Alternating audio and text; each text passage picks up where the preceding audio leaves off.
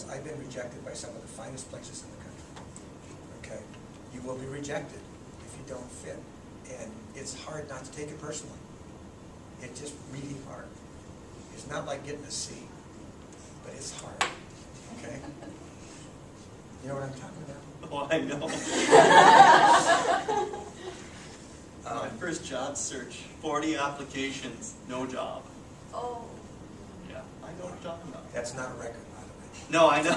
I wasn't suggesting. It's very hard getting a job. For some reason, well, the budget crisis is killing us. There are people out there who are very well qualified. As I said, we had over 40, I think we had 45 applicants. Some of them were very, very good, but just wrong. Just wrong. And any group of those would have been great faculty members. They would have been actually, there were some really good people from really big name institutions. And, I was excited about them, but can't take them because they didn't fit. They were the wrong fit. And the word fit is important. Did you guys make it really clear on the application, like the fit you were looking for? What'd you think? Yeah, I think that what we talked about, like just describing the positions, like he said, one was, you know, SEM or multivariate. And so we mean fit, we had like some people who were doing, you know, IRT and still applying for the SEM multivariate job, and we really needed, we have an IRT person, we have Dr. Kim, so, you know, people were just sending it in thinking We've they... got Dr. Kaplan, Dr. Cohen, Dr. Samuelson too. See, we have lots of IRT people. Can we scratch that? Wish Dr. Kim was my advisor, not the other people. You know what I mean? Right? I was going to say something about the fit thing, because what Al said is really true. Sometimes it's hard to tell from the job descriptions. So one thing that really helped me when I went out was going to conferences the year that I was wanting to be hired, and then talking to people from the different departments so I could get a feel for what they were looking for and what their needs were, and what kind of departments they were, what their culture was in the department.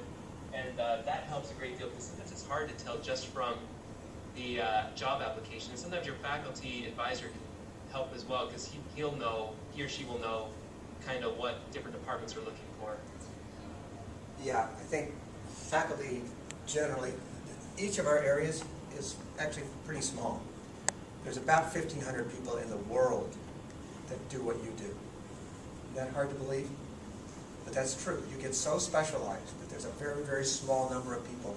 And so you pretty much know most of the people, either by name or by reputation. And you know most of the universities where they work. So it's not that hard to get information like that.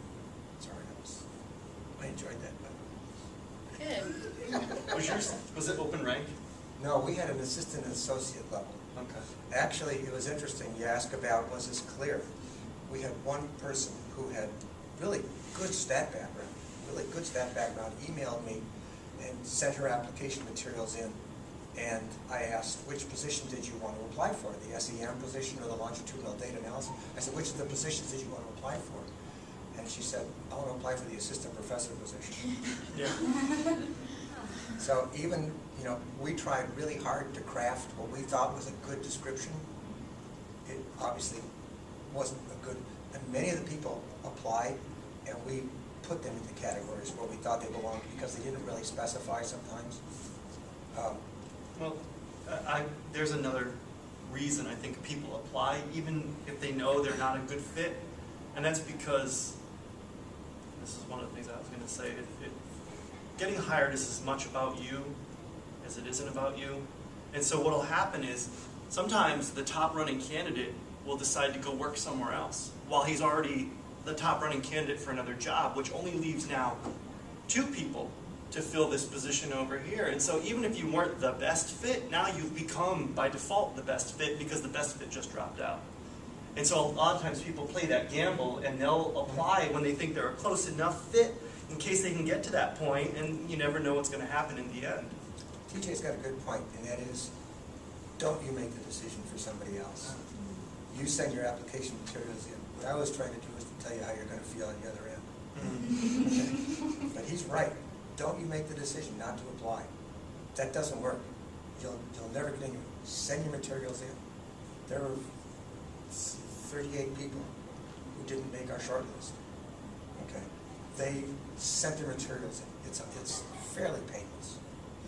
And we sent the special education guy to the special education, Right. our special education search. So he at least got his name out there, and we said, hey, you should apply here. He's outstanding for special education. I mean, he's outstanding for us, but he was the wrong fit. So we took his materials away. There's another young woman who is interested in a different area, very, very strong. She's actually a statistician, but she doesn't want to work in this area. She wants to work in another area. So tomorrow I'm going to be talking with the chair of the department in that area and see if that area is interested in trying to get this person in. Because I really don't think we want to lose her. I think she's going to be excellent. It's unfortunate that she just doesn't fit our position. I think, you mind me jumping in? I think as a young person too, when we looked at the ABD candidates, even though we were looking for someone more established, to show you fit, it was huge to say, okay, I see what you published with your advisor, I see what you've done, what are you going to do next? We want to know that when you get here, you have like a research program that's your own, you have some identity. So I think when I looked at the young people's candidate, that was the big thing, like your little future research blog, whatever, and what they were going to do next was really big in deciding if they fit. And if it was just, can you separate yourself from your advisor? Is this something you're interested in continuing research, or do you want your research to take another turn? Would you agree? Yeah, that's a good point. One of the things that we thought we would do, look for really senior people, because we needed help getting grants. We need help with methodologists to teach courses, but also to help faculty and students work on their dissertations and also to get grants. We ended up with 3 associate professors and 3 assistant professors. These guys are good. I mean, they're really good.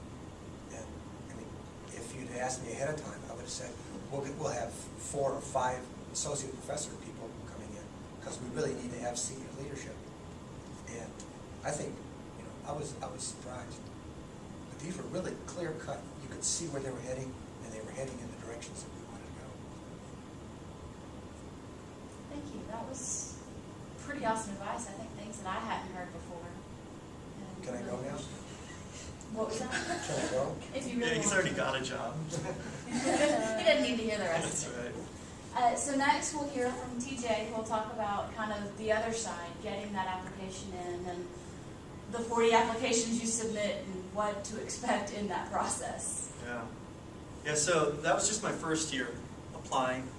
It was at least 40 applications, and I actually made it to 1 site interview, a few phone interviews.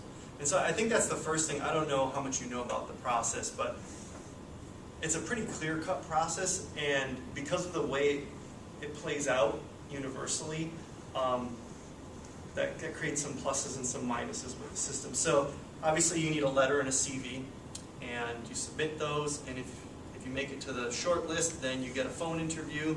Some places skip the phone interview, but usually there's a phone interview, and then you'll be invited for an on-site presentation. If you get invited, then usually for every 1 position, it's 3 that get invited. Usually. Sometimes That's if you could find 3 good ones. you can choose to have less, but usually that's what they do, so they can keep your options open.